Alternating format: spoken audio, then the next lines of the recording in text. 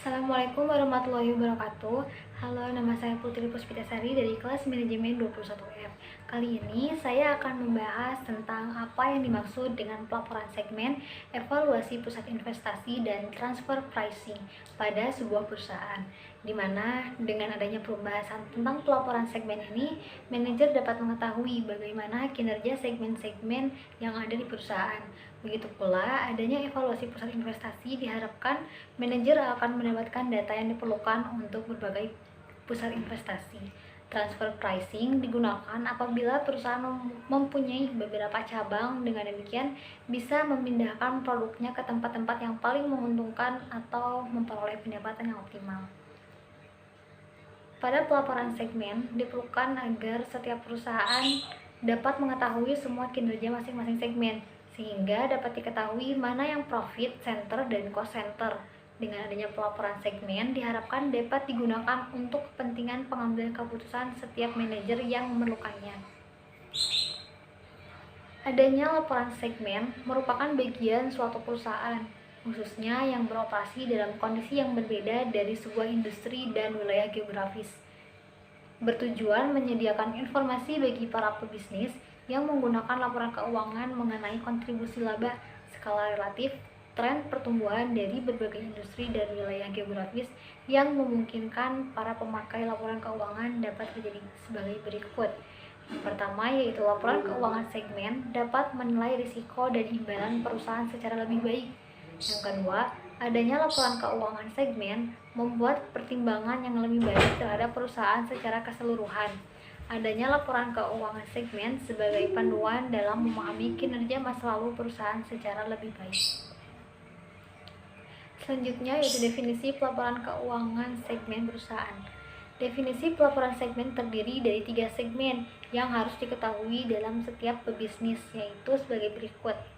Yang pertama yaitu segmen perusahaan, merupakan komponen suatu entitas yang kegiatannya mewakili kegiatan usaha utama maupun kegiatan pelanggan maupun kelompok pelanggan. Yang kedua yaitu segmen geografis, merupakan suatu komponen perusahaan yang bisa dibedakan dan memiliki usaha di suatu beberapa bagian atau sekelompok negara tertentu dalam suatu wilayah geografis.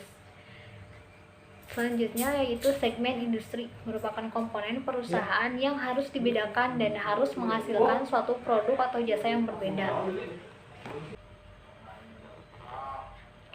Yang ketiga yaitu dasar pelaporan keuangan segmen, yang menjadi dasar pembagian bagaimana pelaporan tersebut termasuk dalam pelaporan keuangan segmen, yaitu sebagai berikut. Yang pertama, adanya penjualan kepada pelanggan yang tidak mempunyai hubungan istimewa, sehingga memberi peluang dasar segmentasi dasar, yaitu segmentasi jenis-jenis pendapatan sebesar 10% ke atas. Kemudian, adanya laba operasi merupakan suatu hal yang sangat penting, sehingga laba operasi atau rugi operasi 10% ke atas disajikan secara terpisah. Selanjutnya yaitu adanya unsur penggunaan aktiva, merupakan hal yang penting bagi perusahaan, sehingga aktiva segmen dapat berpengaruh berjumlah 10% ke atas dari jumlah aktiva entitas yang dilaporkan secara terpisah. Pembahasan selanjutnya yaitu tentang aktiva dan kewajiban pelaporan keuangan segmen. Untuk menjelaskan unsur aktiva segmen dalam memberikan indikasi penggunaan sumber daya dapat mencapai hasil operasi segmen. Ketika aktiva segmen merupakan semua aktiva berwujud dan tak berwujud yang dapat diidentifikasikan secara layak, digunakan dan dimanfaatkan oleh 2 atau lebih segmen, harus dialokasikan di antara segmen-segmen tersebut dengan dasar alokasi. Selanjutnya yaitu informasi pelaporan keuangan segmen yang disajikan.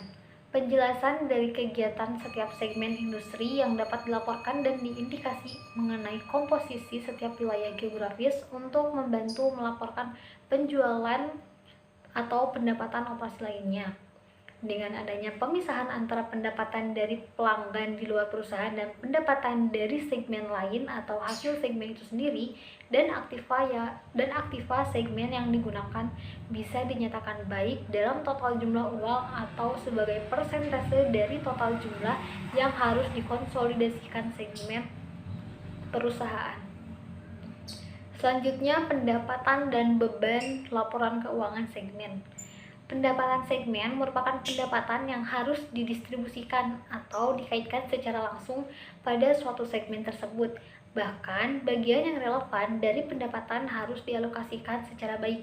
Hasil transaksi pendapatan baik dengan pihak luar perusahaan maupun dengan segmen lain atau cabang perusahaan bisa saja dikatakan dalam perusahaan yang sama.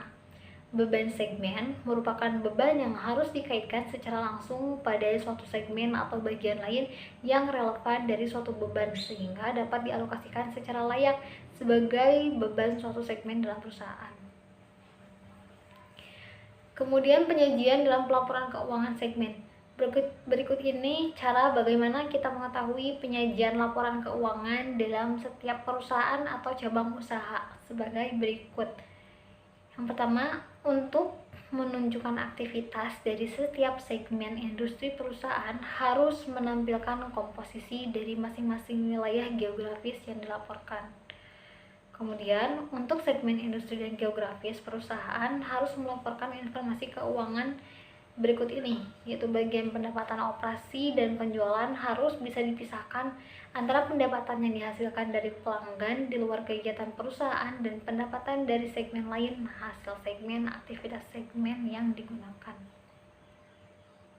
Kemudian menyajikan rekonsiliasi antara informasi segmen-segmen individual perusahaan harus memberikan informasi keseluruhan dalam laporan keuangan.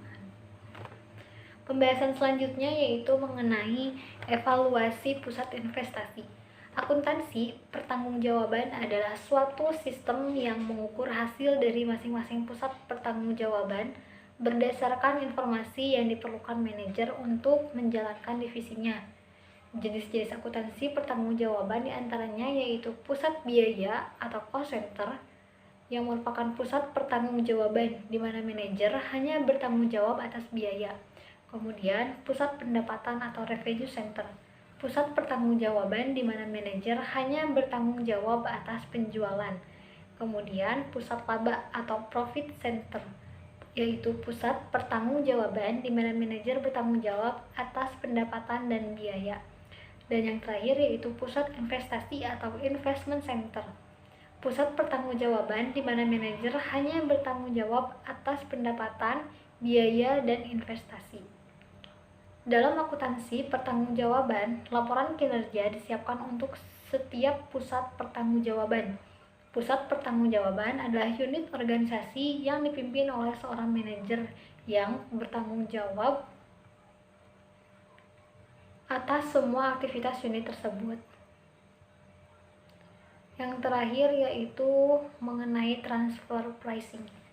Harga transfer atau transfer pricing adalah harga yang dibebankan untuk memberikan atau mengirimkan barang atau jasa dari satu divisi ke divisi lain dari suatu perusahaan baik internal maupun eksternal.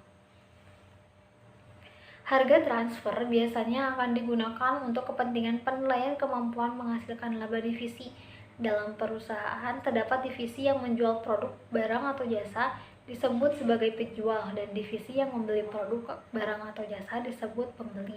Sehingga ada dua keputusan yang harus dibuat yaitu pertama, keputusan dalam pemilihan sumber atau sourcing decision, menetapkan atau menentukan di mana produk harus dibeli dari luar atau eksternal perusahaan atau sebaliknya menetapkan pembelian dari dalam perusahaan atau internal.